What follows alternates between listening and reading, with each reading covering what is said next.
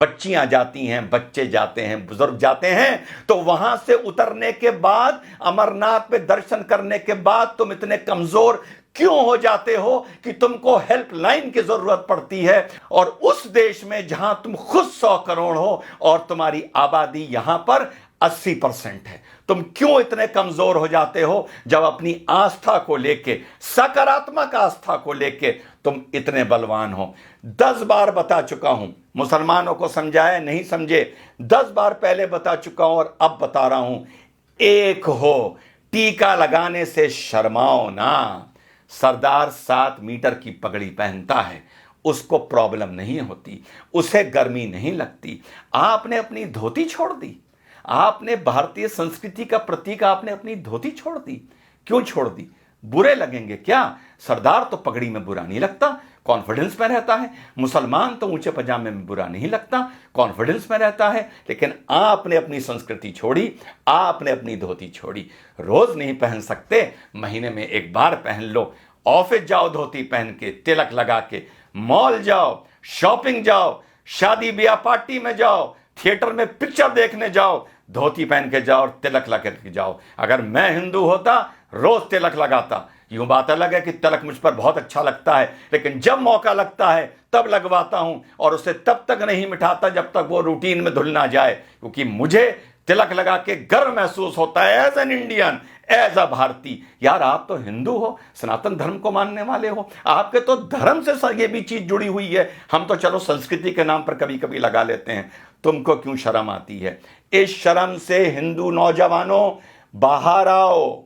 आपकी हिंदू महिलाएं मंगलसूत्र पहनती हैं, सर पर सिंदूर लगाती हैं, माथे पर बिंदी लगाती हैं। आप क्या करते हैं? ये अपनी निशानी बताने के लिए कि ये हम भारतीय हैं और भारतीय हमारी संस्कृति है। आपने सोचा दाढ़ी रख के इतनी बड़ी सरदार भाई बहुत हैंडसम होते हैं अंदर से, लेकिन वो कहते हैं हमें कोई नहीं मतलब, पगड़ बांधेंगे, दाढ़ी रखेंगे, हमें अपने फीचर्स नहीं दिखाने किसी को, और तब भी कितने खूबसूरत लगते हैं। मूंछ कटा के मुसलमान कोई खूबसूरत नहीं लगता, ऊंचा पजामा पहन के कोई मुसलमान खूबसूरत नहीं लगता। आपको लेकिन यह लगता है कि धोती पहनकर आप बैकवर्ड लगेंगे, आपको यह लगता है कि सर पर तिलक लगाकर आप बैकवर्ड लगेंगे, आपको यह लगता है कि चोटी रखकर आप पंडे या बैकवर्ड लगेंगे। इसको अपने वे ऑफ लाइफ में लाइए। चोटी को नहीं ला सकते तो तिलक को लाइए, धोती को लाइए। 5 मिनट 10 मिनट फालतू लग जाएं, बाजार भी जाइए, घूमने भी जाइए, तो कभी कभी महीने में 2 4 5 बार धोती पहन के जाइए। दफ्तर जाइए, तिलक लगा के जाइए। कॉलेज स्कूल जाइए, जॉब पर जाइए, तिलक लगा के जाइए। यही सकारात्मक संस्कृतिवाद है, यही आप लोगों को यूनाइट करेगा। धर्म संसद में जो बोला जाता है, मैं उसका कभी समर्थन टेक्निकली नहीं कर सकता बीइंग एन इंडियन, लेकिन इस चीज के लिए मैं आप लोगों को आगाह कर रहा हूं, सलाह दे रहा हूं कि यूनाइट हो। और धरातल पर ये नहीं कि कभी कभी एकदम से भगवा पहन लिया और साहब आज रामनवमी का जलूस है, वो देखने से नजर आता है कि कल ही नया भगवा निकाल के लाए हैं, फिर 364 दिन के लिए अंदर रख दिया जाएगा। या कभी कोई थाने वाने में बवाल होगा, कुछ होगा, कोई रैली वैली निकलेगी भाजपा की, तो भगवा पहन लिया जाएगा। इस भगवे को, इस तलक को, इस धोती को, इस कुर्ते को अपने कल्चर में लाइए, अपनी रूटीन में लाइए। आप अगर यूनाइटेड हैं सकारात्मक नजरिए से, तो आपको किसी हेल्पलाइन की जरूरत नहीं पड़ेगी। खुद ताकतवर होइए, खुद यूनाइटेड होइए।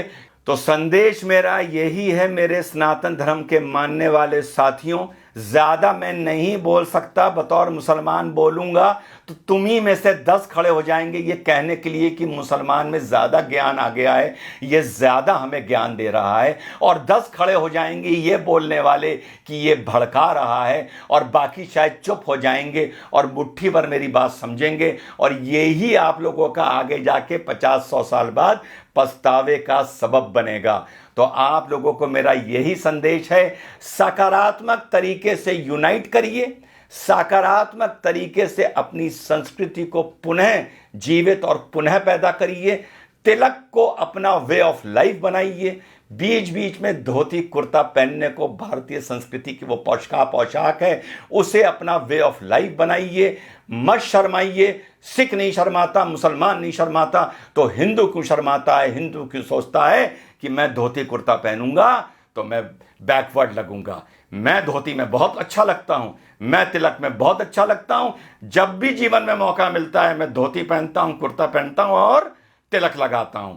जैसा मैंने पहले बताया, अगर मैं सनातन धर्म का मानने वाला होता तो 365 दिन में से 365 दिन तिलक लगाता। ये आपको मैं ड्यूटी दे रहा हूं कि कल से अपने माथे पर जहां भी जाएं, काम से जाएं, कहीं जाएं, नौजवान जाए या बुजुर्ग जाए, माथे पे तिलक लगा के जाए। जय हिंद, वंदे मातरम, खुदा हाफिज।